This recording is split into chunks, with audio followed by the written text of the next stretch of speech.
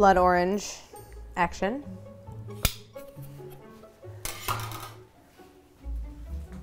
Hi everyone, I'm Saffitz. Welcome to my home kitchen. Today I have a recipe for you from What's for Dessert. This is a miracle recipe that showcases how amazing baking really is. It's my blood orange pudding cake, and what's special about this is it's kind of a 2-for-1. You make a single sponge batter, and in the oven, a layer of curd separates out and settles to the bottom, and you have this unbelievable upside down cake. It's just a very special, amazing recipe. I'm excited to show you.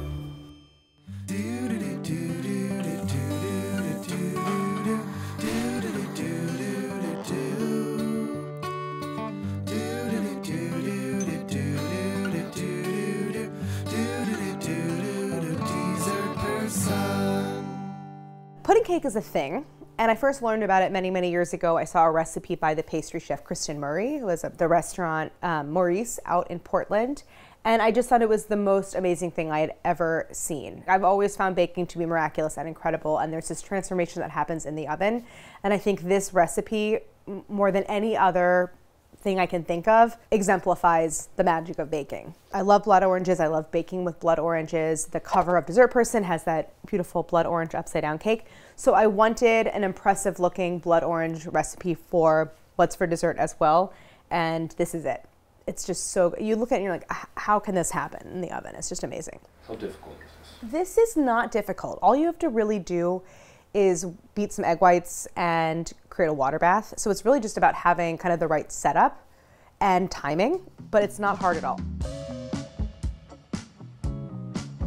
You'll need quite a few blood oranges because we're going to use zest, juice, plus fresh blood orange slices for serving on top. So I have 4 whole blood oranges. I'm gonna zest these to get a teaspoon of zest. Blood orange juice, fresh squeezed lemon juice, which brightens everything up. Greek plain yogurt, full fat. Sugar, melted butter, kosher salt, all-purpose flour. I have 5 eggs separated, so I have yolks and then whites. These are room temp. A little bit of separate sugar for beating the egg whites. Equipment, you'll need a couple different things. I'm gonna use a hand mixer for beating the egg whites. I also have a 2-quart baking dish. And then I have a larger kind of roasting pan that I can set that baking dish in to create a water bath. And that's pretty much it. And then you'll need just a nice sharp knife and cutting board for cutting. I'm gonna show you how to cut slices of citrus. So with this cake, you can serve it very home style and leave it in the pan, because what happens is in the oven, this batter separates and the sponge bakes on top, and you have this layer of pudding. It's kind of a curd-like pudding on the bottom. So you could just leave it in the pan and serve it that way, and it's kind of a surprise, like you spoon into it and it reveals this layer of curd on the bottom. Or if you want to sort of enhance the presentation, you can turn it out so that that curd layer is on the top. So you've unmolded the cake. And if you do that, that's when it's really nice to then adorn it with my slices of blood orange. I'm gonna grease the pan, but I'm gonna set aside my larger roasting pan. This will be for my water bath. So whether you are turning the cake out to present it or leaving it in, you're gonna coat the bottom and sides with butter. So this is just a little bit of room temp butter. Once you have the dish buttered on the bottom and sides, to turn it out, you're gonna take a piece of parchment paper and press it down into the very bottom of the pan. And obviously I'm gonna get lots of wrinkles and folds, but what you wanna do is smooth it completely into the bottom to eliminate air bubbles. Just use your fingertips to really smooth and press the parchment into the bottom regardless of the shape. And you know what happens is, like, it's a pretty liquid batter, and so there's always some wrinkles that form in the parchment. It's just not really a big deal. It will affect the surface texture, but we're gonna cover it with blood orange anyway, and it doesn't bother me. Work the parchment up the sides, and anywhere you have a fold, just press really firmly to make a firm crease so that the parchment stays in place. That's my pan. I'm gonna set this off to the side. I'll just stick it back in my roasting pan for the water bath. The first step is to mix my wet ingredients. That's my yogurt and my citrus juices. The blood oranges I got are a little bit paler. So I have this kind of pinkish blood orange juice. This is not really enough to turn that curd layer pink. So it's gonna kind of just look like lemon curd, but that's why we're gonna put the blood orange on top. I'm just going to whisk all of this together. This is Greek yogurt. whole Greek yogurt, plain, unflavored. Just make sure you're using Greek because you don't want the added liquid from plain yogurt that's been unstrained, because we're adding that liquid back in citrus form. Okay, so that's that. Now I'm going to zest one of those 4 blood oranges that I have set aside for serving. I just need about a teaspoon of orange zest. Orange is a really prominent flavor. If you add orange to any recipe, it's always something that you kind of discern right away. It's just kind of a flavor that just stands out in front. So you don't need a lot of zest, just about a teaspoon. And for the typical blood orange, which I would say this is probably a medium blood orange, that's maybe about half of it.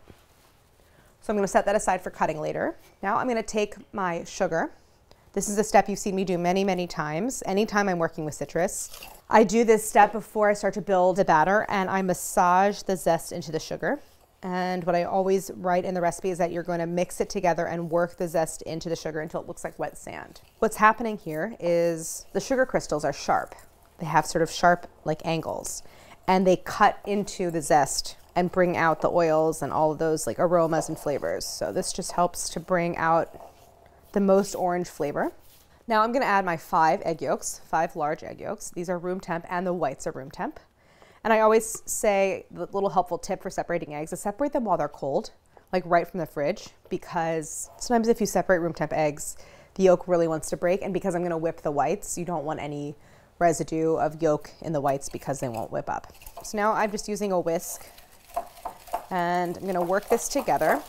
I'm just going to whisk this until the mixture is kind of lightened in color and lightened in volume. It's going to just become kind of light and thick and pale. It's starting to become kind of moussey.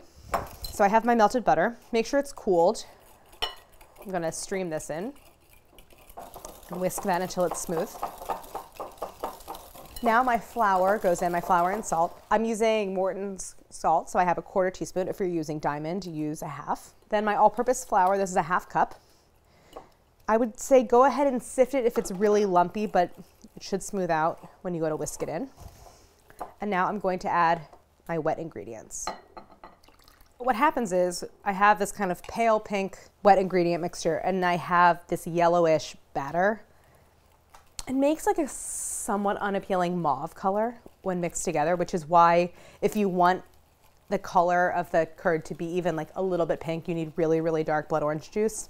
So this is my batter base. You can see it's pretty liquid. That's normal. I'm now going to set this aside and pivot to whipping my egg whites, and then it just gets folded together.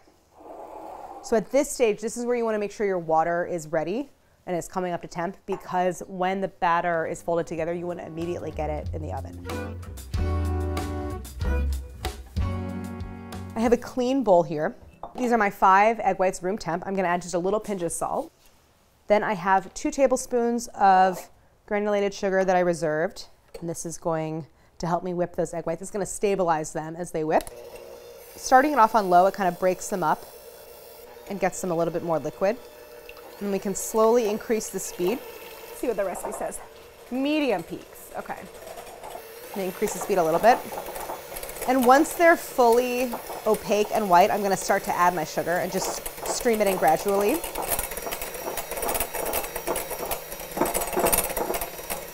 So now I've added all the sugar. My egg whites are kind of just under soft peaks.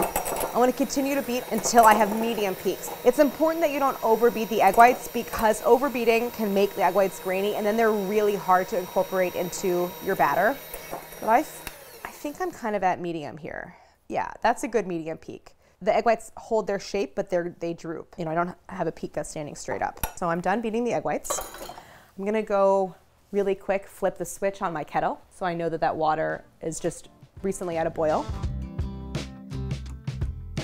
Now I'm gonna fold in my egg whites. So I'm gonna start with just a 1/3, transferring into my blood orange batter. And it can be a little bit challenging to incorporate egg whites into something so liquid. It's correct though, that is how you make this, but just keep that in mind. I'm kind of lifting up from the bottom and bringing it to the top as I turn. Why fold instead of whisk? We're folding because I still want to maintain all of the air that I possibly can in those egg whites. It's the egg whites that are going to form the sponge cake on top. And then all of those yolks and that citrus and the butter is gonna settle to the bottom and make my layer of curd. And I was so surprised when I first tried this recipe. It's not like an ombre. It's not like it fades into sponge. It is a hard line of like very distinctive layer of curd, very distinctive layer of sponge. So it's really amazing. It looks like you made two different things when really it's just one batter. So it's just amazing. This looks great. You can see that the egg whites have kind of thickened the batter a little bit in a sense. So there's our batter. I have my kettle. I have my oven preheated with the rack in the center, and I have my batter. So I am going to gently pour the batter into my baking dish and then smooth that surface so I get it nice and even. Water baths can be a little dicey because you have all this really hot water in a wide vessel, and it can be like kind of slosh around and it's boiling, so it's gonna burn you. So I like to do the water bath on the oven rack because I don't have to then transfer this wide thing filled with boiling water. Pull out the rack a little bit to give you some space to work, then transfer the pan onto it, and then you're gonna pour the water into your pan. So you wanna definitely avoid splashing any of the water in that larger baking vessel. You're gonna pour it in until the water comes about halfway up the side of your baking dish. Obviously, the amount of water you'll need will depend on the dimensions of both baking vessels. And it's okay that you're letting some heat escape from the oven. It's not a big deal. So it's in there at 350 and it'll go for about 30 to 35 minutes. And what we're looking for is the surface will be risen, firm to the touch, springy all over, and golden brown. So the first thing you wanna do, and I'm just using, this is that blood orange that I zested. I have 4 whole blood oranges that I'm gonna cut for serving. I like to refer to the fruit as having poles, North Pole, South Pole. So you're gonna cut off the poles, and you want to cut off just enough that you're removing the peel and the pith, which is that white part, to reveal the fruit underneath, but you don't wanna take off a lot of the fruit. And I'm gonna do that on the other end. This is a fun one because I have kind of just regular orange on one end and it gets progressively more red on the other end. Then you're gonna stand your fruit up on one of the cut sides. Use your knife to cut down and around the fruit all the way to the bottom, following the contour of the fruit, removing all of the peel and pith. I have a little bit pith at the bottom, so just take that off. And then I'm just gonna go all the way around the orange. It's actually very luxurious that you can enjoy citrus fruit without any interference from the pith, which is bitter. Plus it looks so pretty. So you can eat this like an apple. Yeah, you could eat this like an apple. I mean, if you're something like a grapefruit, it's gonna have a lot of then membranes and other kind of like white parts inside that you're not gonna wanna eat either. So that's, in a grapefruit, you would definitely do supremes where you're gonna cut each individual segment. But for a smaller citrus like this, you could eat the whole thing. So I've removed all of the peel and pith from the orange. For serving, I'm gonna just cut rounds. So I'm actually gonna cut crosswise and slice the fruit into these beautiful, like starburst kind of looking rounds. I think I'm hitting a seed, just making it harder. Like 1/2 inch. These are, yeah, this one's kind of thick, maybe between 1/4 and 1/2 inch. And then you can just pull out any seeds because those are gonna get in your way as you're slicing. The fruit is delicate, and then when you hit a seed, your knife kind of stops. It's just, you wanna work gently. You can do this ahead of time. I wouldn't do it too far ahead of time because you want it just to be fresh and you don't want them to dry out. So if you want to do this ahead of time, you can probably do it up to a couple hours in advance. Just cover them, keep them in the fridge. So I'm going to do that with my remaining 3 blood oranges. Citrus are amazing. And I've noticed, certainly in the Northeast where I live, a dramatic increase in the availability in kind of your average grocery store of different types of citrus fruits. When I was a kid, it was like limes, oranges, lemons. That was kind of it. And now there's pomelos and Blanco d'Oro grapefruit and ruby red grapefruit and blood oranges and Meyer lemons and all varieties of tangerines. It's really amazing. So I just love that it's opened up this whole realm of winter fruit for baking. Because it's like, I love baking with apples and pears, but after a little while, I'm happy to have something a little different. My timer went off, I checked it. The surface was still kind of pale. There it is again. So I put it back in for a couple minutes. You just want a light golden brown color all across the surface. So it's done now. It smells good. I'm gonna pull it out of the oven, and then I'm gonna carefully remove, again, careful because everything's hot, I'm gonna carefully remove that inner baking dish and set it on my rack to cool. Careful not to slosh it around. You don't wanna burn your hands. So if you feel safer, you can just put oven mitts on. But the halfway filled thing, like, it shouldn't be so easy to splash it. It looks really good. I am now just going to remove that inner baking dish from the water bath. And I'm gonna bring it over here. The top of it just looks like cake. It looks really good. Tiny little sunken part in the center, which I think just kind of comes from more liquid being on the bottom of the bowl of that liquidy batter as it's folded, but it looks nice and even. It's really springy to the touch. When you press on it, you can like hear, it's so light, and it's really exciting when you turn it out. So I am going to leave it here. It needs to cool completely. And you want to make sure that there's no warmth, because if it's a little bit warm, sometimes if you turn it out, you won't get that like nice layer of pudding. It might kind of stick in places. So I'm going to let it cool completely, and I'll know it's cooled when I touch the bottom of the baking dish and there's no warmth at all. So that's going to take a little while. It depends on the temperature of your kitchen, maybe hour and a half. But then we're going to serve. I think it's been about an hour and a half, 2 hours. So this has been cooling on a rack, and the bottom is completely cooled. There's no warmth at all. So I know that this is ready to turn out. It looks great. The cake has settled a little bit, but actually has maintained its volume really nicely. You do not have to turn it out. You could just serve it as is with the oranges on the side and scoop it out. If you are going to spoon it out, make sure you're going to get all of that curd layer that's on the bottom. Don't leave that in the pan. But I'm going to turn it out so you can see how it looks. So I have my serving platter here. I'm going to make sure that the parchment is really out of the way. And I'm going to invert the pan onto my serving dish. Just give it. I felt it kind of drop. So now I'm going to carefully remove the pan itself, and I'm going to peel away the parchment. So I'm just getting it off of the sponge, and then I'll peel it away from the top. You can see I have those wrinkles in there from the parchment, but that doesn't bother me, and we're going to cover it with blood orange anyway. But it has not stuck at all, so it's great to have that parchment in there. I did test this recipe without the parchment, and I turned it out, and it worked. I didn't have any sticking, but I just felt like it needed an insurance policy. It just needed something as a barrier. What you don't want is for all that pudding to stay in the pan and the sponge to come out. The color stayed really yellow. I didn't have a super vibrant, really dark blood orange juice, so it just kind of looked lemon flavored, but I like the color, and I like that it's actually kind of fits with the color of the sponge. And now it's just time to serve.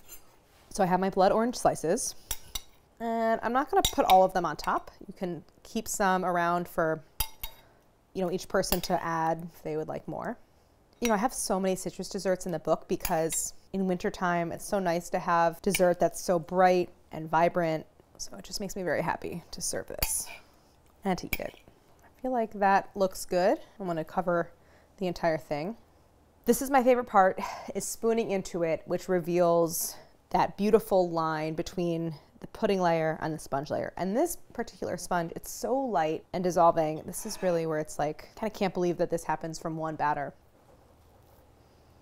I can hear like little tiny air bubbles popping as I spoon in, because that's how light it is. And I can add another, can serve it with, a couple additional slices of blood orange. So, here it's maybe slightly harder to see because the colors of the sponge and the curd/pudding are similar. But there is this beautiful line where the curd meets the sponge. It's just so light, and that sponge really truly does like dissolve in your mouth like a soufflé. It's so good. There's a richness to it from the eggs and the pudding layer, but I would probably eat the whole piece and be like, where did it even go? I think it's a really beautiful dessert. The blood oranges is kind of like hit or miss in terms of the color, but it's kind of a fun surprise, and I hope you try it. You could use a different citrus. Blood orange is one of my favorites, and I think this is a great expression of the fruit. So thank you so much for watching. We're gonna bring you more recipes from What's for Dessert. Don't forget to get your copy, and don't forget to like and subscribe. You guys wanna try it? It's really good.